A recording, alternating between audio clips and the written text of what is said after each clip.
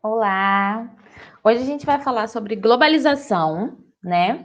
E para a gente entender um pouco mais o conceito, né? Vamos pensar na palavra. Quando fala globalização, o que vem na sua mente, né? Para a gente começar a entender o significado da palavra, do conceito, né? É bom a gente separar essa palavra, né? Ela é uma palavra grande, formada de global mais ação, né? Então, seria ações, né, em níveis globais, né? São ações que estão associadas ao globo terrestre, a toda a Terra, né? E a gente vai aprender também a diferença dos conceitos entre globalização e mundialização. Observem que aqui nessa imagem, vocês conseguem identificar muitas marcas aí, né? Se vocês conseguem identificar essas marcas, a maioria dessas marcas não são brasileiras. Se vocês conseguem identificar alguma dessas marcas, ou muitas dessas marcas, né, quer dizer que o fenômeno da globalização, ele alcança você. Ou seja, né, vocês já pararam para pensar, né, nas marcas estrangeiras que a gente consome, né, por exemplo, aqui, Google, Volkswagen, Nokia, Fiat, Nike, Samsung, HP, Hyundai, Toyota, que são marcas estrangeiras e que estão no nosso cotidiano, né? Estão presentes no nosso dia a dia. E aí a gente vê como que a globalização está presente no nosso dia a dia, tá? Então aqui tem os conceitos de globalização e mundialização para a gente entender. O processo de globalização é um fenômeno do modelo econômico capitalista que consiste na mundialização do espaço geográfico por meio da interligação econômica, política, social e cultural em âmbito planetário. Em outras palavras, ações de níveis globais, né, que influenciam na economia, na política, no modo de vida e da cultura das pessoas. Então, globalização. O que seria globalização? Globalizações são ações em níveis globais, né? Ou seja, o mundo inteiro está conectado, o mundo inteiro está olhando para o mesmo lugar, né? No sentido, né? O exemplo que eu mostrei para vocês sobre as marcas mostra muito sobre isso, né? Então, seria uma interligação mundial que a internet possibilita, né? Por meio da internet também. É uma interligação mundial nos âmbitos econômicos, políticos, sociais, né, e culturais. E o que seria mundialização? A mundialização seria a incorporação de hábitos e costumes de outros lugares do mundo, né? Por exemplo, vocês aí que moram em Mato Escuro, né? Vocês moram em Mato Escuro e eu moro em Campos.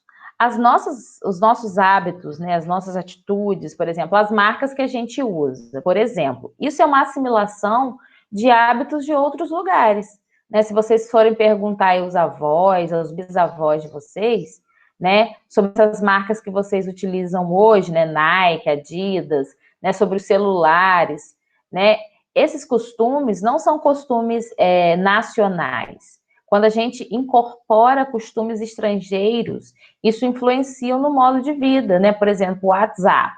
O WhatsApp é uma marca internacional, o Facebook, né? Tanto que é em inglês, né?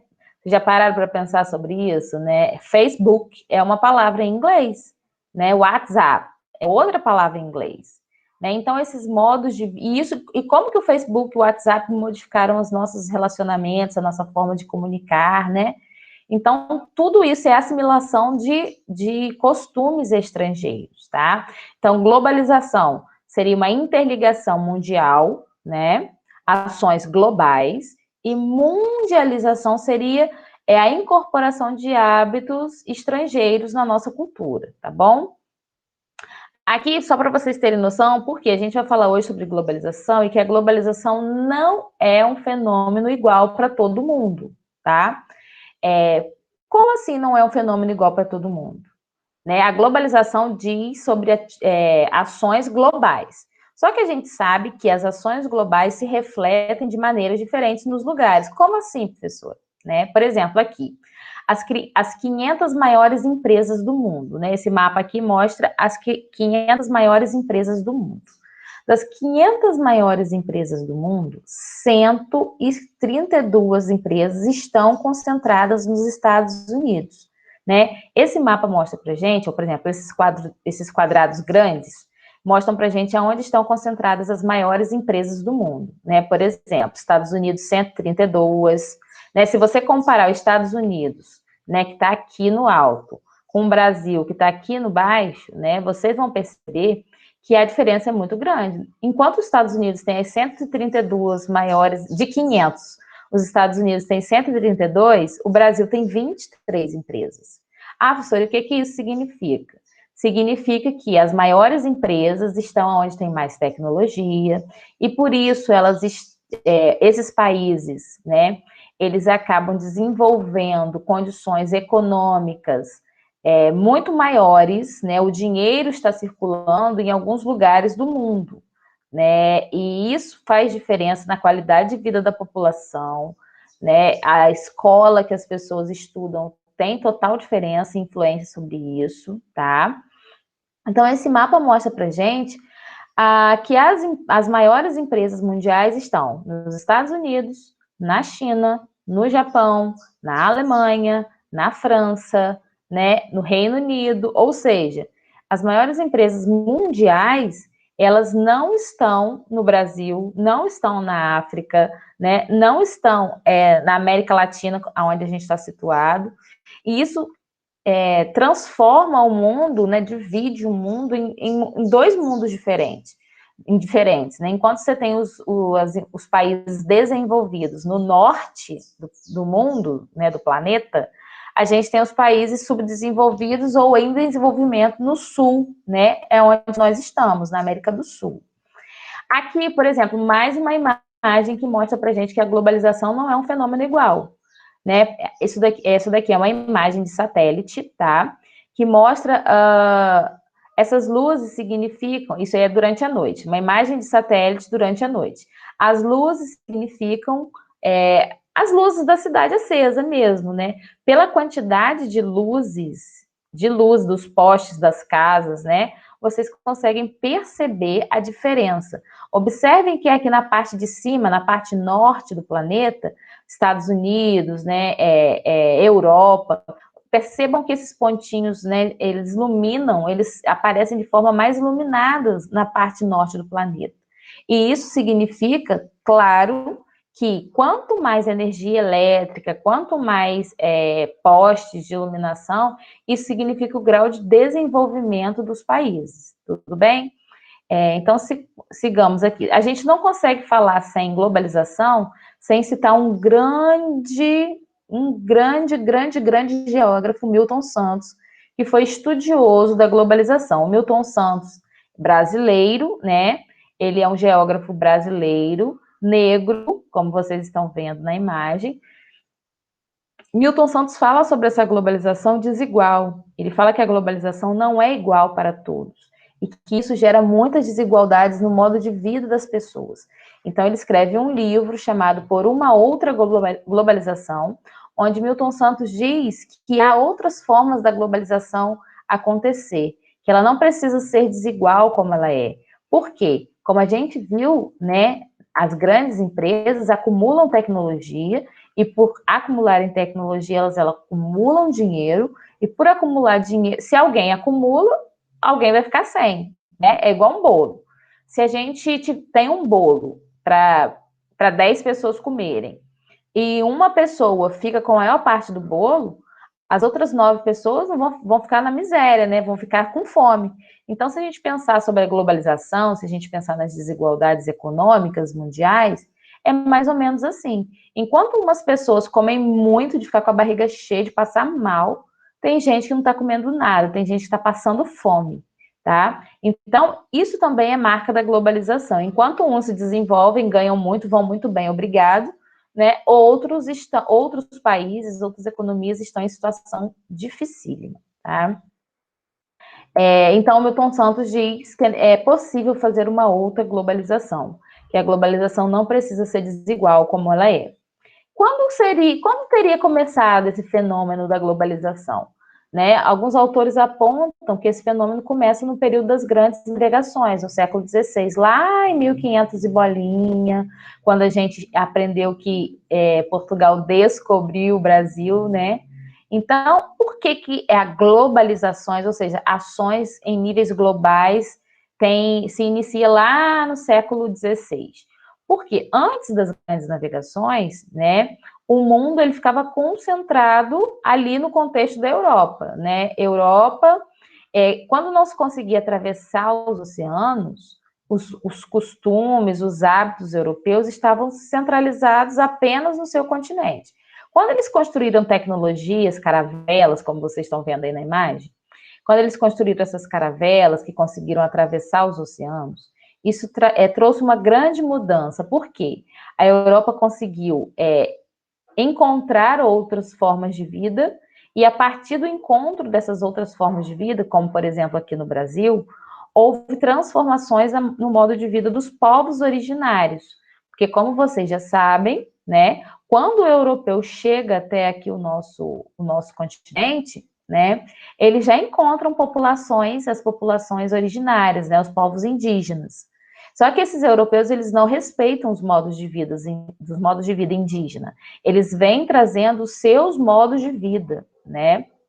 Por exemplo, a língua portuguesa, o hábito de usar roupas de tecido, né? Os objetos fabricados nas indústrias, né? Então, isso modifica muito a forma de vida dos povos que viviam nessas terras, tá? Então, a globalização, ela teria iniciado aí quando a Europa, né, consegue construir essas embarcações e levar o seu modo de vida para outros continentes, tá bom?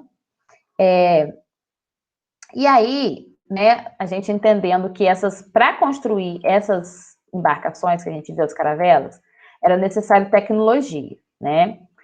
E a gente sabe que também, né, acontece a revolução industrial no continente europeu, né, e a gente precisa entender que a revolução na forma de produzir, na indústria, ela muda a forma de se comunicar, a forma de se transportar, né, por exemplo, vocês veem aqui uma carroça e um carro, né, tecnológico. Então, o que acontece? A mudança na forma de produzir, a velocidade na forma de transporte, pensa aí quanto tempo de carroça, quanto tempo de carro, né? Se a gente parar para pensar sobre isso, a revolução industrial, a forma de produzir as coisas, modificou muito a nossa forma de viver, tá? Aqui tem alguns ciclos, né, da transformação, porque isso não acontece da noite para o dia, né? Isso é histórico. E aqui aparecem alguns ciclos, né, da história, mostrando a transformação nas formas de produzir e como a gente vai descobrindo a primeira força hidráulica, né, o uso da força da água, o uso do ferro, depois o uso das máquinas a vapor, do aço, depois a gente já tem a eletricidade, né? E acompanha a linha histórica aí, ó, porque isso tudo está acontecendo, ó, 1785, 1845, 1900, 1950, 1990, 2020, né? Então, observem que existem períodos históricos, né, que são chamados de ondas. Primeira onda, segunda, terceira, quarta e quinta onda. Então, a primeira onda seria o quê? A utilização da força da água, né, como força, porque não existia energia elétrica ainda em 1785, né? Depois a gente vai para energia a vapor, depois a gente vai para eletricidade, depois a gente utiliza eletrônicos, depois a gente utiliza a internet, como a gente está utilizando agora. Só está sendo possível fazer esse modelo de educação aqui porque a gente, né, de alguma forma, tem a internet disponível para nós, né? Se não tivéssemos, vocês não estariam me escutando, né? E aí, essas ondas, né, modificaram as mudanças da forma de produzir, né? A gente tinha, né, a primeira imagem aqui mostra as primeiras formas de produzir artesanais, né, com pouco ou nenhuma ferramenta. Aí depois foi para a indústria, lá na Revolução Industrial, e depois uma indústria mais moderna, que produz em grande quantidade. E isso tudo acarreta mudanças no mercado de trabalho, porque as formas de produzir estão mudando. Então, as mudanças no mercado de trabalho também acontecem. Por quê? Por exemplo, nessa primeira imagem, artesanato, né? O artesão, né? O artesã é a pessoa que transforma uma matéria em um produto. ela muitas das vezes trabalha com as suas mãos, né? Ela não utiliza máquinas, ela produz em pequena quantidade, uma coisa não é igual à outra, né? O artesanato, ele tem a especificidade de cada uma coisa ser de um jeitinho. Então, o que acontece? Quando a indústria introduz formas de produzir mais rápido e em menos tempo, a produção industrial ela acaba se tornando mais barata e o artesão, a artesã, ela não tem condições de competir com a grande indústria, né? E aí isso acarreta consequências, por exemplo, desaparecimento de profissões. Aqui nessa primeira imagem tem um cara digitando numa máquina de escrever. Digitando não, né? Que na época falava bater na máquina, digitar é no computador. Vocês já viram uma máquina de escrever? Né? Falava bater na máquina porque tinha que clicar, né, nas letras muito forte. E isso fazia um barulhão, né? Então, hoje, por exemplo, com o fim do uso das máquinas de escrever, né, o datilografista, que era a profissão de bater, né, colocar os documentos na máquina, sumiu. Por quê? Ninguém usa máquina de escrever mais. Então, a profissão do datilografista sumiu. Né? Por exemplo, isso é uma das consequências, né, dessa transformação aí nas formas de tecnologia e produção. O desemprego estrutural, ó, por exemplo, aqui vocês estão vendo uma máquina no campo, né? Com a introdução das máquinas no campo, muitas pessoas perderam, né, o seu trabalho manual. Aqui fala de analfabetismo digital e funcional. Por exemplo, duas senhorinhas tentando pagar uma conta no banco, no caixa eletrônico. Aí tá falando assim, agora a bicha, né, a máquina, agora a bicha tá mandando ler o código de barra. Aí a outra senhorinha leu e fala assim, ó, um fino, um grosso, um fino, um grosso, um bem fininho, um fino, branco, um grosso, um grandão. Então, o que que acontece? Na cabecinha dessa senhora, ler os códigos de barra seria falar como são os códigos de barra, se é fino, se é um grosso, porque elas não têm noção do que elas estão fazendo aqui, ou seja, elas não foram alfabetizadas, né, digitalmente. Então, o que acontece? Elas estão aqui quebrando a cabeça, tentando usar uma máquina que elas não sabem usar, porque ninguém nunca ensinou elas a usarem essa máquina. Né? Então, quanto mais qualificação, ou seja, quanto mais estudo, quanto mais vocês estudarem, quanto mais vocês se interessarem em aprender novas tecnologias, né, vocês terão mais oportunidades no trabalho. Por isso é importante que vocês façam atividades, né, de vocês, é importante que vocês continuem, né, trazendo para mim esse feedback, participação de vocês, tá bom? Beijos e até a próxima.